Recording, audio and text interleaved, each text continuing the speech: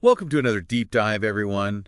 Today's going to be um, a pretty unique one. Yeah.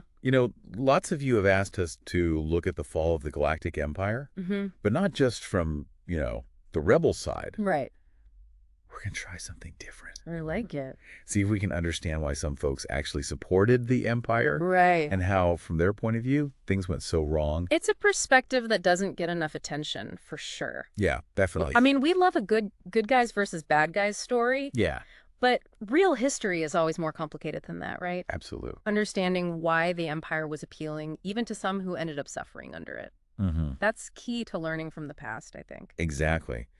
And to do that, we've got a really cool mix of sources for this deep dive. Oh, yeah. We've got some analysis from actual imperial scholars. Wow. We dug up some declassified archives, Ooh. even some personal accounts from everyday folks who lived through it all. That's going to be really interesting to see how those perspectives all come together. Oh, I know. It's going to be fascinating seeing how these pieces fit together. I think you'll be surprised by what we find. For many people, when the empire rose, it was actually a time of hope. Really? Yeah, they saw it as a promise of stability after all the chaos of the Clone Wars. Huh. Makes sense, actually. Speaking of the Clone Wars, I guess that's a good starting point. Yeah. A lot of what we've read shows a republic that was already in trouble before the Empire, right? Good. Like drowning in bureaucracy, not able to deal with threats like the Trade Federation and all that. Right, right. And the historian, Kemshal, Oh, yeah, I read that. he argues that this feeling that the Republic was failing was everywhere. Interesting. People felt ignored, like the Republic was too weak to protect them, couldn't keep the economy going. Makes you wonder if that's why Palpatine got so popular, right? Absolutely. He stepped in at a time when people were craving change. Yeah, promising order and security and strength. Yeah, exactly. Messages that were really appealing if you'd just seen the Republic sort of fall apart, right? Yeah, yeah. It's interesting, though. The sources say the change wasn't as sudden as we might think. Oh, how so? Like the Senate, they didn't get rid of it right away. That's true. Keeping the Senate around gave the illusion that things were staying the same. Right. Not a total upheaval. But of course we know the Empire was pulling the strings behind the scenes. Right. More subtle control. Yeah, manipulating senators, consolidating their power over time. There's actually this really sad story about a senator, Senator Sajan, I think. Oh, yeah. He got tricked into supporting a project that ended up helping his rivals, and, well, he got executed for treason. That's awful. But it shows how the Empire worked, right? Exactly. It looked fair on the surface, but they were manipulating things to get rid of anyone who might be a problem. Wow. A system where you were rewarded for loyalty, but everyone was suspicious of everyone else. Yeah, a breeding ground for paranoia for sure. Ah. Which is probably why no one within the Senate really stirred up to them, at least not for a long time. It's funny. Some of the sources say that for regular people, life under the Empire wasn't that bad, at least at first. Really? Where was that? Especially in the core worlds. They had economic growth, less crime. Huh. It is kind of weird to think about. We usually picture the Empire as just this, crushing force. Right. But there were definitely some who benefited, at least for a while. Of course, all that came at a cost, right? Absolutely. The Outer Rim got exploited. Anyone who spoke out got silenced. Yeah, yeah. That was the dark side of things. But if you were doing well, it was easy to ignore those problems. There's this one thing I read that I couldn't believe. Wow. Apparently, the Empire encouraged people to do, Clone Wars reenactments. You're kidding. Why? I know, right? You'd think they'd want to forget that whole mess. Hey. But the source said it was a way to let people blow off steam, but also to control how they thought about the war. Clever, actually. Makes them look tolerant while they're shaping the narrative. Exactly. So even though some people were unhappy, a lot of folks, especially in the core, were willing to overlook the bad stuff. Yeah, as long as they had stability and things were good for them. And that's something we forget, right? Yeah. It wasn't just fear that kept the Empire going. It was also genuine belief that they were the best option. Bringing order to a chaotic galaxy. Exactly. And that belief, it's important to understand that, to see how the Empire lasted as long as it did. Yeah, yeah. It's What? more complicated than we think, right? Not just good versus evil. Never is. And I think that's what makes studying this stuff so fascinating. Absolutely. There's always more to uncover, more perspectives to consider. Well, we've only scratched the surface. Lots more to unpack in this deep dive. Can't wait. It really is amazing how they built this whole image of, strength and order. Yeah. Even if it was based on, controlling everything and manipulating people. Yeah, and that control, it went deep, like into the structure of the empire itself. Designed for efficiency, clear lines of authority, everything focused on what the emperor wanted. But wasn't that part of the problem, too? I mean, wouldn't all that make them kind of inflexible? Exactly, you hit the nail on the head. What made them so strong also made them vulnerable. Interesting. When things didn't go according to plan, the rebellion, for example, they exploited that. Yeah, how so? Hit and run tactics, guerrilla warfare. The empire wasn't built to deal with that. Right, right.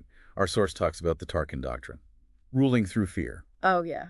Make an example of anyone who steps out of line, everyone else will obey. Makes sense. On the surface, I guess. And it worked for a while. But we see this throughout history, right? Terror can backfire. It can make people even more rebellious. Makes you think about Tarkin himself. Yeah. Our sources say he was brilliant, like the brains behind a lot of the Empire's early wins. Tarkin was interesting. He knew you needed strength, but also subtlety. Yeah, like keep up appearances. Exactly. Project an image of order and justice, even if that wasn't the whole truth. We can't talk about the Empire without talking about Darth Vader, though. Of course not. The ultimate enforcer. But what did he actually do? Like, in terms of making decisions? Vader, he was more like the Emperor's tool. Powerful, absolutely terrifying. Right. But his job was to carry out orders, hunt down Jedi, crush rebellions, that sort of thing. So not a politician, more like a weapon. Precisely. And while his presence did keep people in line, it also created a culture of, not wanting to rock the boat. Oh, interesting. Imperial officers were afraid to take risks, afraid of making a mistake that would get Vader's attention. Yeah, yeah. Which probably stifled creativity, right? Yeah. Not good in a war that's always changing. Exactly. They kept relying on the same old tactics, the big, overwhelming battles that worked in the Clone Wars. But the rebellion was different. Totally. Much more adaptable. There's actually something in the source about arguments within the Imperial Navy. Oh, really? About what? Some wanted a more flexible approach. Surgical strikes instead of just brute force. Makes sense. Did those ideas go anywhere? Sounds like they mostly got shut down by the old guard. The ones who couldn't see that things were changing. Makes me think of Grand Admiral Thrawn, actually. Ah, Thrawn. He's always cited as one of the few who got it. The need to adapt, to understand the enemy's mind. Totally. He was brilliant. But also, don't forget, an outsider. Right. A non-human rising through the ranks of a pretty prejudiced empire. And he was so successful, especially against the rebels. He was probably a threat to some. Oh, absolutely. Thrawn's disappearance right before Endor, still a mystery. Yeah. But it's not hard to imagine he made some enemies with his unorthodox ways. People who saw him as a threat to their power. So we've got an empire struggling to keep up with the war, held back by its own structure and all this infighting. But there's one piece we haven't talked about much. What's that? The criminal underworld. Do they play a part in all this? Oh, absolutely. In fact, they were a bigger factor in the Empire's decline than most people realize. Really? Yeah, the Empire kind of saw them as just a nuisance, but they ended up being a real thorn in their side. We mentioned Crimson Dawn earlier, right? Kira's organization. Mm. The one with ties to Han Solo. What were they up to? They were different from your average gangsters. They had a specific goal to undermine the Sith. Wow. They wanted to hit the Empire right at its core. That's pretty ambitious. Huh? Challenging the Emperor and Vader, that's dangerous. They weren't stupid, no direct attacks. They were playing the long game. Interesting. Using their network, all their secrets, to stir up trouble, create chaos. Our source says they had spies inside the Empire, bribed officials, even rigged events to make the Empire look bad. And the Empire was so focused on the rebellion, they didn't see it coming. Classic case of underestimating your enemy. Yeah, you get too confident, you miss the threats right on your nose. Exactly. So you've got this internal pressure building, along with the rebellion getting stronger and stronger, a recipe for disaster. And all this leads to Endor, right? The big showdown that decided everything. Right. Can't wait to dig into that in the next part of our deep dive. All right, we're back for the final part of our deep dive into the fall of the Empire. Mm-hmm. We've talked about how things were kind of falling apart from the inside, all those pressures building up. Yeah. And now we get to Endor, the big battle that changed everything. It's important to remember that, for a lot of people in the Empire, Endor was supposed to be the end of it all. Oh, you mean like at the end of the fight? Yeah. Like, they'd been fighting all this chaos, the rebellion, the criminals, and they thought this would finally bring peace. Yeah, we've talked about how the Empire saw those groups as threats to their order. Exactly. Things to be wiped out. And they thought the second Death Star, that was their answer, their big weapon to finally fix everything. It's funny, we think of the Death Star as this, like, ultimate evil, but to them it was a symbol of peace. Yeah, in a way. To them, it meant safety, security, the end of conflict. Huh. The sources even say people were feeling pretty optimistic before the battle. Yeah, there was this real sense that, the Death Star would be the game changer, that the Empire would be back in control. And having the Emperor there on the Death Star, that must have boosted their confidence even more. Oh, absolutely. Like, he was so sure of victory, he was willing to put himself on the front lines. But of course, we know what happened. Rebels blew it up, Emperor dies, Empire collapses. It was a total shock to the Empire. I mean, they couldn't believe it. Losing the Emperor, that was losing everything they believed in. Yeah, their symbol of strength just gone. The source describes the aftermath as pure chaos. Yeah, different groups all trying to grab power, the fleet scattered all over the place, and then out of that mess comes Operation Cinder. Oh yeah, we talked about that a little before. This scorched earth policy. Yeah, like a final act of defiance. It sounds brutal. Destroying whole planets just because they lost. It was. But to those who ordered it, it was the only option.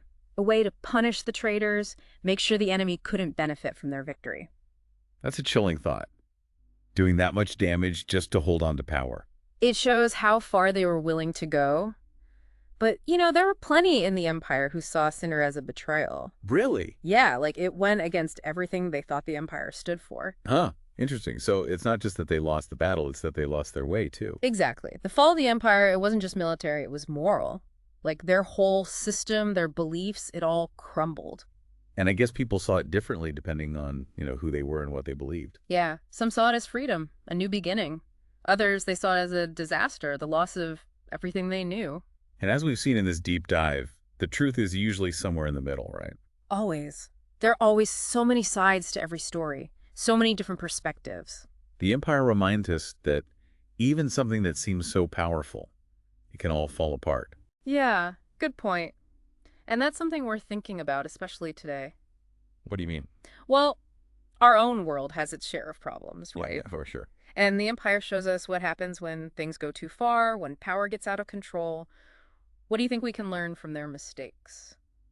It's a good question. It's like, what choices can we make to avoid going down that same path? Exactly. It's something to think about. Well, this has been an incredible deep dive. Learned a lot. Me too. Thanks for having me. Anytime. And to everyone listening, thanks for joining us. We hope you got a new perspective on the fall of the Empire. And if you want to keep learning, all the sources we mentioned are in the show notes. Check them out, form your own opinions. Until next time, may the Force be with you.